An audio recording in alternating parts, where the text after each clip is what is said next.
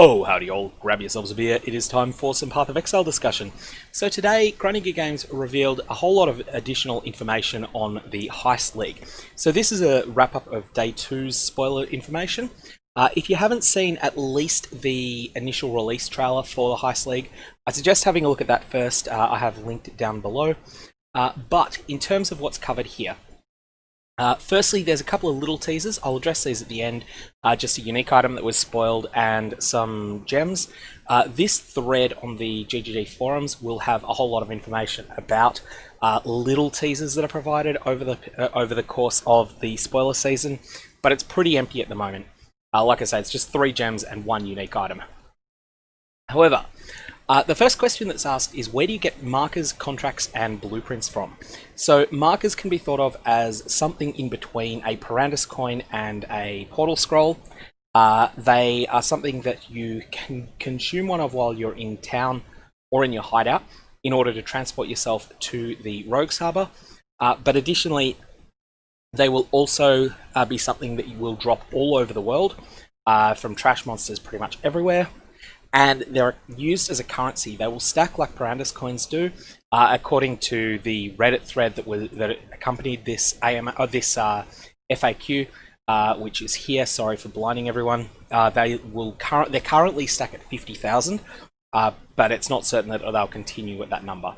So think of these as something you will get an enormous amount of. These will be also used as a currency for purchasing vendor upgrades. In a lot of ways, I think you could say that they're like Azurite in the delve mechanics. So you'll use them in large quantities in order to enhance particular blueprints. The next thing that you've got is contracts. Contracts can be thought of as being sort of like a map, except instead of giving you 6 portals into a zone, they will give you 1 entrance into one of the heist encounters. These heist encounters appear to start out slow-paced, then become extremely fast-paced somewhere in the middle of them.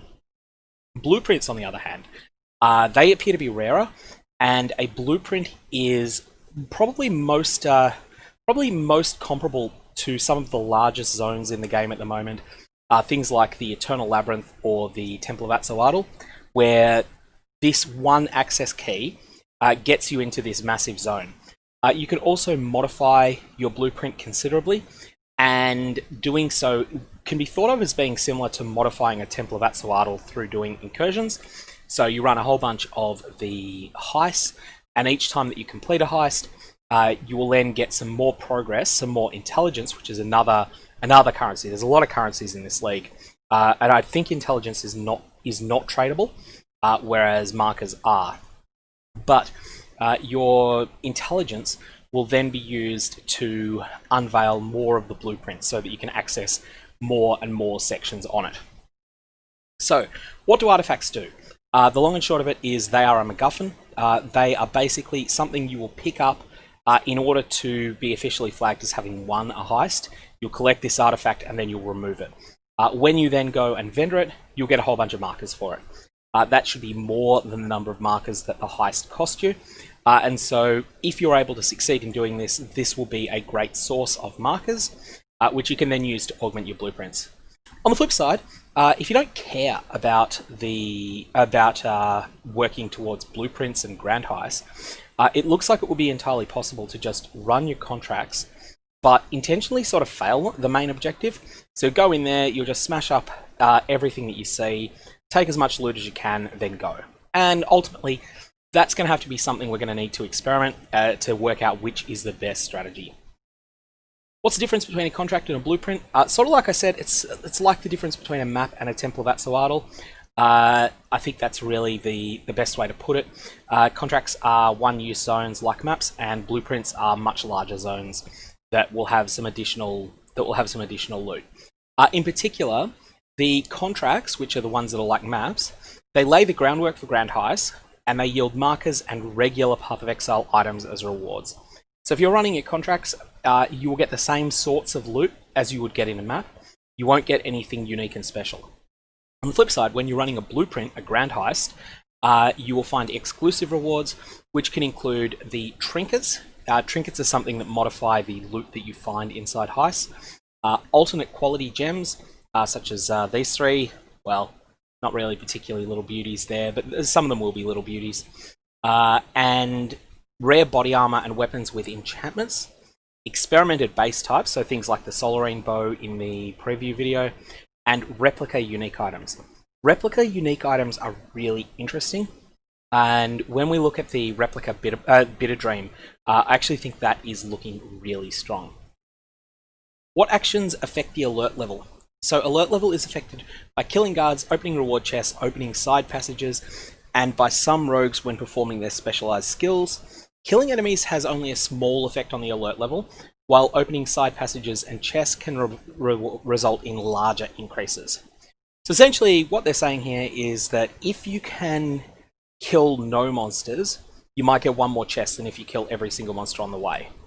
I think that's just an interesting change of pace. Overwhelmingly, I think that the right play will be to go in guns blazing, because I don't think these contracts are going to be scarce enough for you to be all that concerned about missing out on one of the extra little chests that you then can't pick up. Additionally, we've intentionally designed the league so that you can still kill a lot of monsters and earn a lot of items without worrying about this too much. How much emphasis is being put on moving stealthily? And essentially the answer is not much. What happens when you reach maximum alert level? You get a short period of time before the complex goes on alert, when it goes into complete and utter lockdown. When it is in complete lockdown, if you have not already secured the artifact, you lose the ability to secure the artifact. Remember that the artifact is something that all it does is you can vendor it in order to get a lot of those markers back. Additionally, you will then find that all the other side chests are now shut down. They're under lockdown as well. At that point, if you just want regular PoE items and you don't want to engage heavily in running heists, it's a viable strategy to simply begin the heist, steal as much as you can until you reach the alert cap, and then make your escape. Note that when you steal the artifact, you will automatically trigger the alarm. So for some people, it may decide to have one person decide to go in a group, have one person wait at the artifact, and then perhaps have other people go around exploring, opening up side passages and taking loot there. And then once they actually trip the alarm, then at that point, use that short burst of time to grab the artifact and get out. How do minions affect your alert level? Having a slew of minions potentially means you'll aggro more guards than other builds would, meaning you'll generate a little bit more alert level, but it's pretty minor. Also, many guards are positioned on the other side of doors, so letting you choose whether to aggro them or not at all, regardless of whether you've got minions. Is the escape timed? Now, this firstly says no. There's no timer on your way to the artifact and no timer in your escape. The only element that includes a timer is that when the alarm is triggered, a timer will start to let you know how much time you've got to collect loot before the facility goes into lockdown and you're swarmed by guards.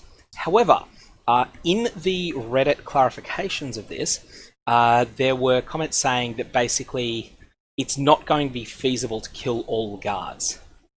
So here we've got, what happens if you kill all the guards? What then? And Bex has gone, good luck killing all the guards, my friend. And then, like the conversation sort of continues. So it's possible. Cool. I mean, and then Empyrean getting ideas right now. And so, yeah, it looks like it's probably not going to be feasible to kill everything. Now, what that means is that there probably is a soft timer of sorts on the escape. Soft timer meaning that there's a build-up, an overwhelming build-up of threats to your character that you can't endure forever, but it's not some actual firm, you must finish this interaction within 73 seconds or else you lose. Instead, it's going to be an inexorable build-up that you can't overcome via any realistic means. So we'll have to find out. There's been a little bit of discussion strategically about whether it's going to be viable to simply farm these guards for XP. I really don't think it will be healthy for the league if this is viable, and I think this should not be allowed to go live.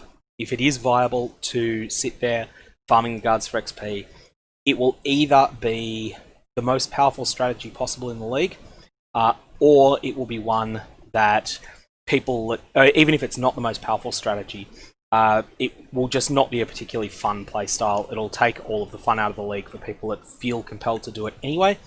And so for that reason, I think it's really important that that does not go live. How do you fail at a heist? A heist is only considered a failure if you die after the lockdown and lose your contraband. If you die after the lockdown is in effect, you won't be able to return to the heist and collect those items, but they can be collected by remaining party members. If you die prior to the lockdown, you can return to the heist. You can somewhat consider it a failed state if you don't reach the artifact, because you can't turn it in for a profit, advance your rogue's experience, or gather intel from the heist. But if you make it out, you will still get to keep your other rewards.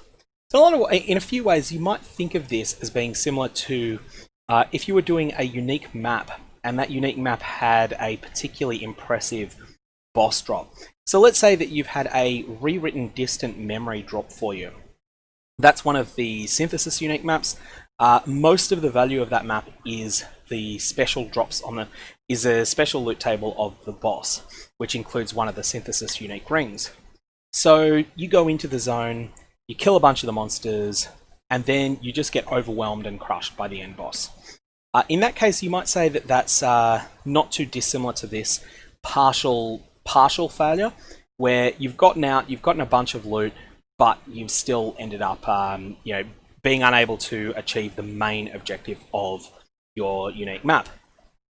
And that is basically the middling state of a heist. It's where you go in, you don't reach the artifact, but you get out with some loot and you're okay with that. The success state is when you actually get out with the artifact and some other loot. And the complete failure state is when you trigger the lockdown and then you die. If you do trigger the lockdown and die, then basically all of the loot that you'd already collected in that run will be, of course, taken back from you, because the guards in there are not particularly keen on letting people steal anything from their facility, whether that be the loot they're carrying or whether it be their artifact. Can the guards capture me? No, they'll only try and kill you. What is contraband? Items you collect inside a heist are considered contraband. It's an indicator to show you which items you'll lose if you die within the heist. All items you manage to take with you will lose the contraband indicator when you leave the heist. Now, I think that this is going to cause some problems in the league, where there will be weird situations where someone disconnects at exactly the wrong time, and I really hope that GGG have done very significant stress testing on this mechanic. I don't have any problems with this. Essentially, thematically, it makes perfect sense. It's very similar to the mechanic in the Delve mines, where this is for the loot that drops from the trash monsters close to the cart. The cart sucks that loot in, you don't even see what it is, and then when you complete the zone, it all drops on the ground. It's also very similar to if you are running an incursion, but you're on your last portal into that map. In that case, any loot that you collect whilst you're inside your actual jaunt into the past, in your actual incursion, would then get deposited at Elva's feet, but you'd never see it. In this case, the only difference is that you see what it might have been, but you don't get it. With the Delve mines, you neither see what it was, nor do you ever get it. With the incursion on your last portal, again, you neither see it nor get it. But here you do see it, which will probably annoy some people, but it's functionally equivalent. What is Intel? So Intel is basically another new currency. I don't think it's tradable. So you've got markers which are tradable, and you've got Intel which isn't. And markers are basically something that's gained automatically when you turn in artifacts you've retrieved from heists, and is consumed in order to augment your Grand Heist. So if you've got a blueprint and you want to upgrade it, then you spend Intel to upgrade it. And he will charge, the NPC that does that, he'll charge you in both Intel and markers. This will reveal parts of the blueprint for you. And if you get the blueprint into a state that it looks really juicy, but you're not confident to run it, you can then trade it to another player as is. How much of a blueprint do you have to reveal before you can run a Grand Heist? You can completely skip revealing anything on the blueprint if you want, but if you do, you'll miss out on a lot of the value of the blueprint. Now, I think the key thing here is going to come down to how rare are these blueprint contracts? Sorry, these blueprints, I mean, not the contracts. How rare are these blueprints? If there's something that you get once per 10 maps, then maybe in that situation you might feel perfectly fine in just essentially wasting a lot of the blueprint. Whereas if there's something that drops 1 per 50 maps, they're going to be much more precious drop when they do fall. And as a result, you're not going to want to mess around with them too much. In a lot of ways, you can think of this as being like blighted maps. If you think of blighted maps in the Blight League, they were moderately scarce, moderately precious. Whereas then if you have a look at the Delirium and Harvest Leagues, blighted maps were just raining from the sky. Not necessarily for every player, but there were an enormous amount of them going around in trade leagues because of the incredible numbers of fractured fossil created maps that had 100% Delirium layer, and that Delirium layer was all blight. Everyone running those was just raining blighted maps from the sky, and as a result you could get an enormous amount of tier 16 blighted maps. So there are plenty of people in the trade league still that will sell you 5 exalts worth of tier 16 blighted maps if you want to. That's just from one person. So the rarer that they are, the more carefully you will have to craft them, the more you'll have to invest in them. The more common that they are, the less significant it will be to reveal much of the blueprint. You could then just take a really frivolous approach. A lot of ways it's like, if you think back to the way that tier 15 and 16 maps used to be back around the Abyss League, for those of you that played at Endgame back then, tier 14, 15 and 16 maps were sort of somewhat precious back then, and you certainly didn't waste them by running them as scoured magic. You wanted them to be rare, and you wanted them to be fairly juicy, and you wanted them to have sextants on them. Whereas by the time we got to, anything past Conquerors of the Atlas, map drops are so common that you can sustain maps. You can't quite sustain maps by just scouring and going, but you can sustain them if you just transmute and go at deep in red maps. So, in tier 14, 15, 16. And so on that basis, there's less of an incentive to invest into any given map. There are different incentives to invest in maps, but you don't ever run out of them. You don't feel like you're wasting a map if you think, oh yeah, you know what, I'm just going to run this transmute and go because I want to, or you've got some particular reason for doing that. Maybe you want to do a June mission and do it on a pretty safe map, whatever that is. So for that reason, it's going to depend upon the rarity of the blueprints as to how important this is going to be. But I would default to starting out under the assumption that contracts will be the scarcest part of the league. And so each contract should be not necessarily hoarded ruthlessly, but they shouldn't be used frivolously, and you should probably unlock a few wings of them. Okay, can you tell what rewards you'll get before you run a Grand Heist? And a revealed blueprint will indicate what rewards are available from curio displays, but you won't be able to tell what rewards are in chests, lockers, and side rooms along the way. So this means that you can expect, for instance, that you'll go in knowing, I am going to get a gem reward. You won't necessarily know what that gem reward is. Then you'll get in and you'll be disappointed because it's a Creeping Frost alternate quality. Or you'll be ecstatic because it's one of the other ones. Like maybe it's the Archmage with alternate quality that looks like it will definitely have some uses. So that's what you can tell. I think it will be quite interesting to see if we can source monster level 86 heists and contracts and blueprints at endgame. It'd be really interesting to see what item level 86 things like the Solarine Bow, the new experimented base types, what they end up being usable for, because I think they could be really good. What things should I pay attention to if I want to be successful at heists?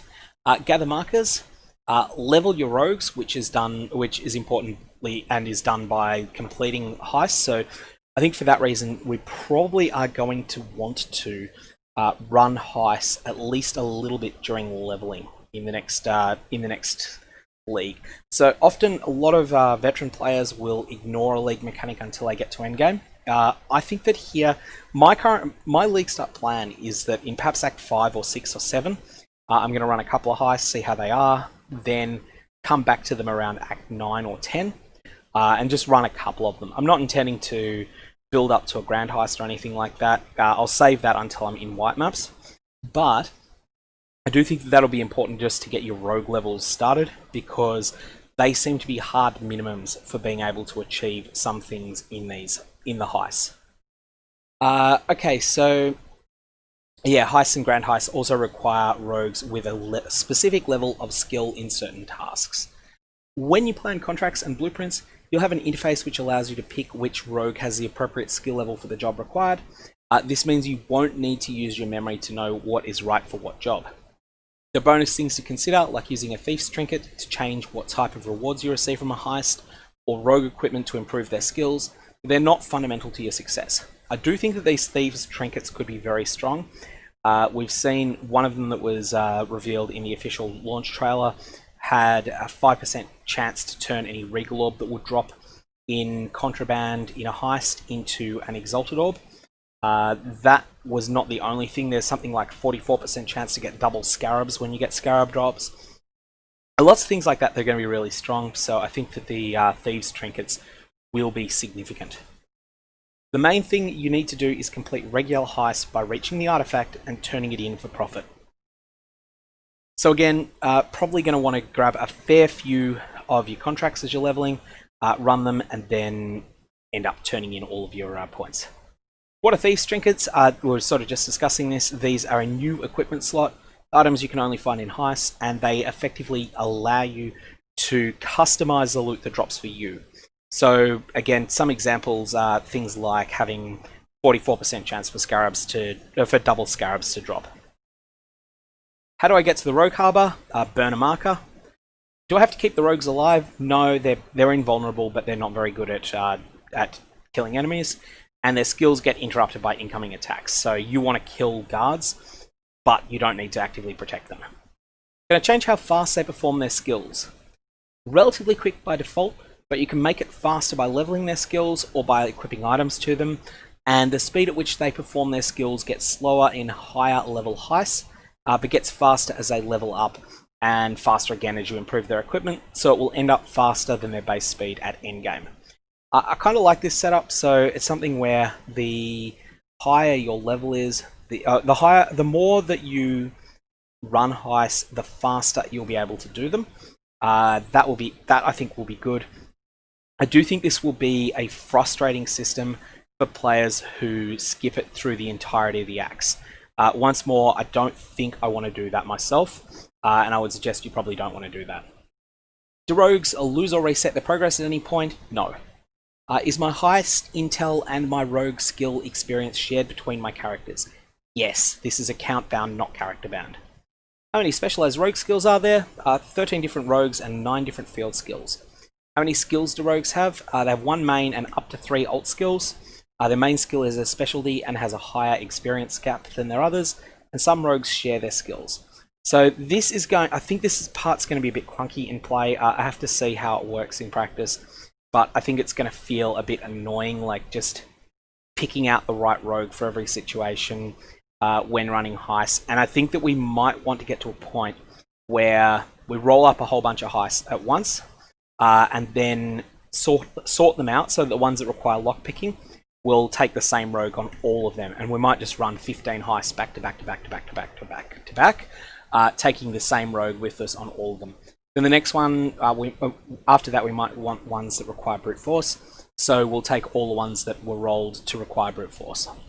I think that's what we're going to do in practice. I think it's going to get annoying and clunky, but probably be manageable, and I think we'll get fast at it. So, now, that's do all 3 of a rogue skills gain experience when you complete a heist? No, just the 1 skill they utilized on the heist. How many rogues can come with you? Only 1 rogue can assist you on a heist. In a Grand Heist, you can have up to 3 rogues per wing. If you pay to reveal elements of a blueprint, you'll typically have several wings available to run. So these sound like they're going to be massive zones. Like, I keep getting the sense of them being considerably bigger than the Temple of Axolotl. Be interested to see how that actually works out in practice, but I'm getting a vibe that it's more the size of the Eternal Labyrinth than anything else. You automatically have access to all the rogues. You'll have some of them to start with, all the administrative and some of the active, and the more you progress, the more that you will be able to recruit other rogues. So yeah, that's just a bit of a thing where early on you won't get them all, then later on you'll probably end up having, there'll probably be 3 or 4 you'll end up wanting to use. How does party play work in heists? When you run a heist in a party, multiple artifacts will be available to steal, assigned to each party member. You'll also each gain intel and rogue experience if you succeed. Another benefit is that if you die and drop your contraband, and your party member can collect it for you and then sell it back to you, because they're not going to share it with you. You could even pool your intel resources by revealing part of the blueprint and then passing it to your party member to reveal even more of it. I think that this is looking really good. Like, this is basically something that past League mechanics have not worked at all well with party play. This looks like it's something that's really positive. Can a chain heist a heist self-sustaining? Essentially here the answer is no. You can store your contracts, but you'll eventually run out of them, and you save them up to binge heists when you're ready. But I think that this is going to be something where if you aren't involved in trading for contracts from other players, you're not going to be able to run them back to back to back to back. But you will be able to get some contracts and blueprints back from heists. Then eventually just go and run a few maps and pick up a few more. How often will I complete a heist or grand heist? You'll have access to 1 contract per area on average, but the amount you get is affected by standard drop multipliers.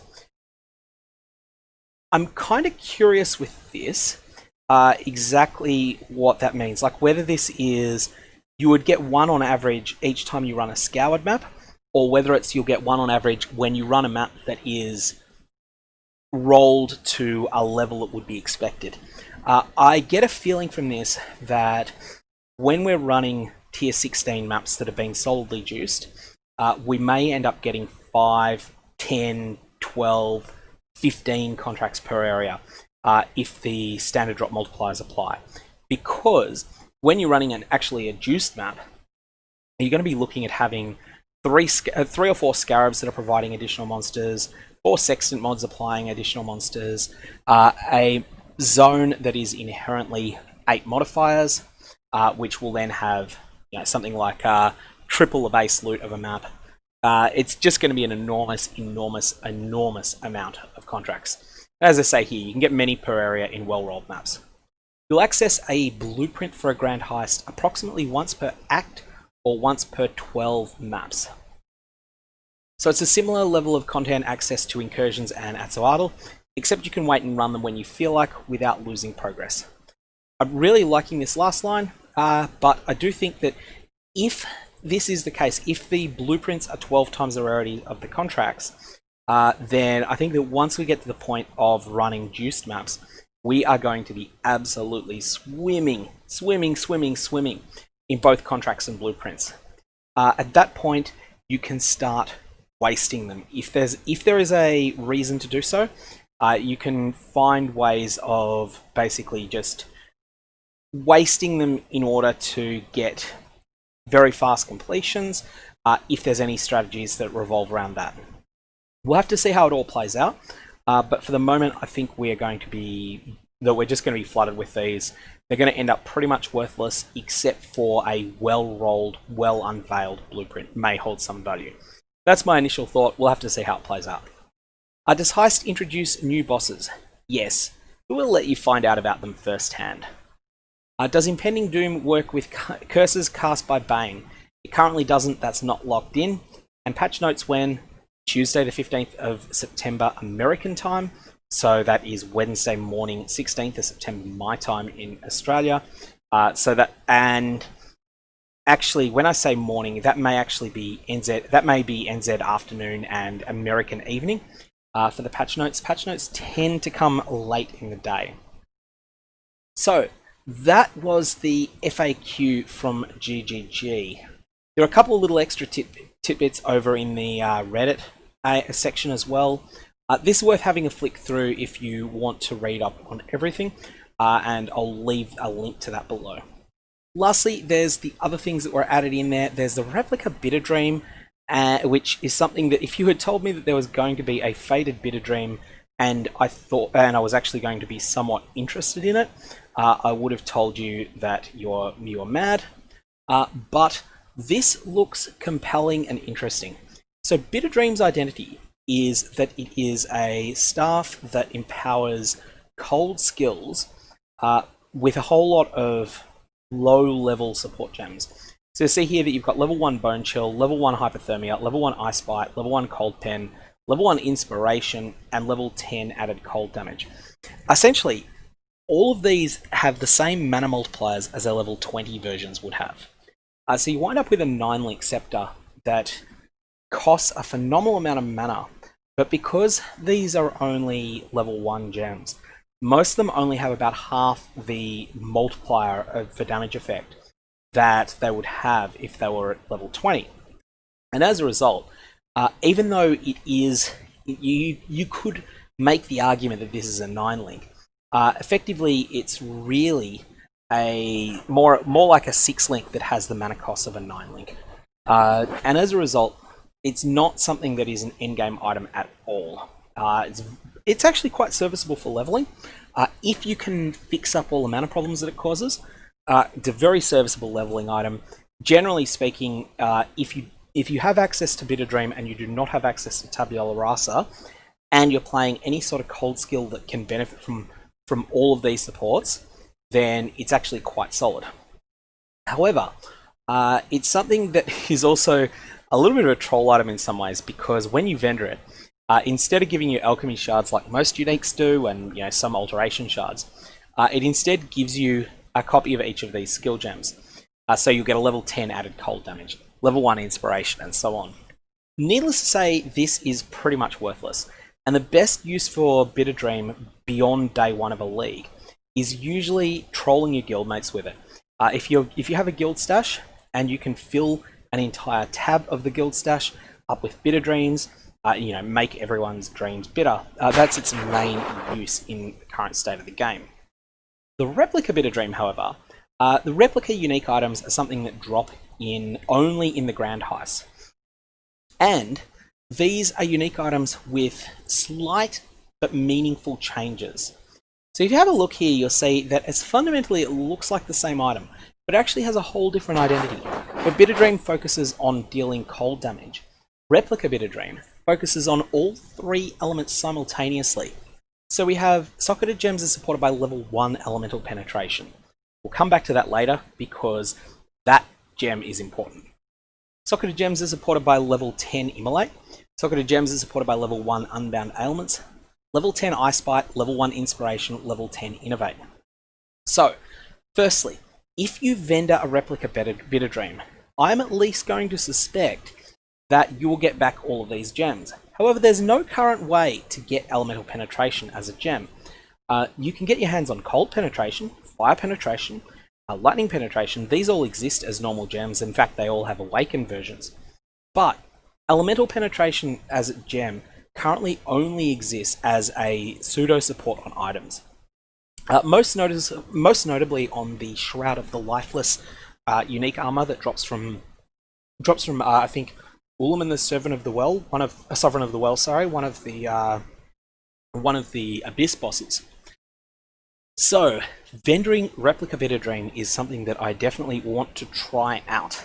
You don't actually need to commit to it. You can put it in the vendor trade window and see whether you can get Elemental Penetration. But this may be the first way to get this skill gem. And if that's the case, that alone will make this item exciting. On the flip side, Elemental Penetration may just be being added to the normal gems that are available in the game anyway, and be available through all normal sources. So if that happens, then what about the rest of this item? So this is an item that has Socketed Gems are supported by level 10 Immolate. Immolate is a support gem that doesn't see much use. It adds a lot more flat fire damage than added cold damage support or added lightning damage support or added chaos damage support add. Those add flat damage, but it's conditional damage. It only adds this fire damage when a monster is already burning. So, if you can inflict burns on an enemy, then Immolate will provide you with a big boost in damage. And level 10 is actually no laughing matter. Level 10 Immolate is no joke. Socketed gems are supported by level 1 unbound ailments. So, there's a bit of a thing going on here. We're talking about ailments. We've got burning enemies, we're going to get to chilled and frozen, and we're going to get to shocked. Socketed gems are supported by level 10 Ice Bite. So instead of level 1, it's level 10. So this will provide frenzy charges on killing, I can't remember whether it's chilled or frozen enemies, and some chance to freeze or chill. So again, more of a correlation to the various elemental ailments here. Level 1 inspiration, same as the original, keeps the mana cost slightly under control. And then Socketed Gems is supported by level 10 Innovate. Another very off-meta support gem these days. When you kill shocked enemies, it causes you to get some... Or maybe it's when you shock. It's been so long since it was good that I can't remember. But basically, upon interacting with shocked enemies in some way, you get a buff that lasts for a few seconds that adds a lot of lightning damage. So, if you are able to inflict chills, ignites, and also shocks on enemies, Replica Bitterdream is adding a lot of damage. What sort of what sort of build would inflict all three of these ailments? Well, the answer is an Elementalist that focuses on physical damage and runs all three Heralds. There was a very popular build some leagues ago that would run Blade Vortex or Val Blade Vortex on an Elementalist, would run all three Elemental Heralds, so it would run Herald of Ash, Herald of Ice, and Herald of Thunder. It would run all three of those, and then it would convert as much of the damage as it could into Cold and Lightning, rely upon the added fire damage that was coming from the Herald of Ash, and then it would scale all three elements simultaneously. This build really fell out of the meta when there was a nerf to one of the key nodes in Elementalist, something like 4 or 5 leagues ago now. And so people haven't been running it for a while.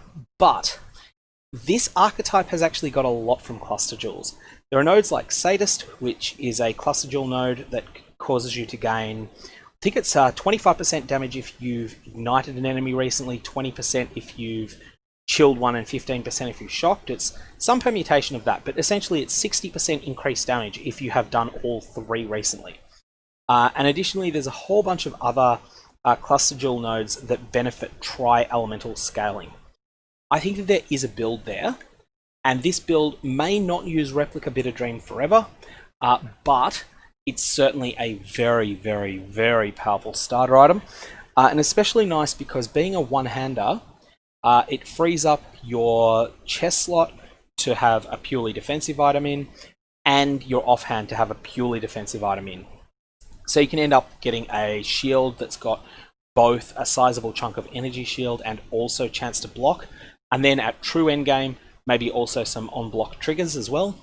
And get yourself decked out in really defensive gear whilst having not truly a 9-link in your scepter, but we'll call it a solid substitute for a 6-link that may actually be better than a 6-link.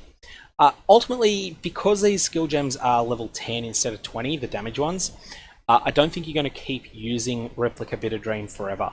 You're going to want to replace it with level 21 supports eventually, and at that point, you might want to try and invest in a powerful set of Shaper Body Armor or Elder Body Armor that has plus to levels of Socketed Gems or Socketed Supports, or maybe some more traditional popular armor type like enemies explode on kill. But that's something you can do at very late endgame. I think that this Replica Bitterdream, without having actually run any hard numbers on it, I think it looks good enough that it may be used for some time. Lastly, we have some of the alternate quality gems. So these are interesting. Some of them are great, some of them are not. We have Multi-Strike here, which sacrifices some attack speed on the additional hits. It sacrifices some attack speed generally. It's just reduced. It's not a less multiplier. It's just a reduced attack speed, and in exchange for that, grants you considerable increases to AOE. This will have some uses, but time will tell whether it's particularly good. I've gone off Multi-Strike lately. Really gone off it with the changes that were made a few leagues ago. But it's certainly finding use. There are people who have found a good home for it, so I'll let them decide whether it's good or not. I just don't like the feel of multi-strike these days. Since the way that animation cancelling was changed, I felt that multi-strike has just felt really clunky.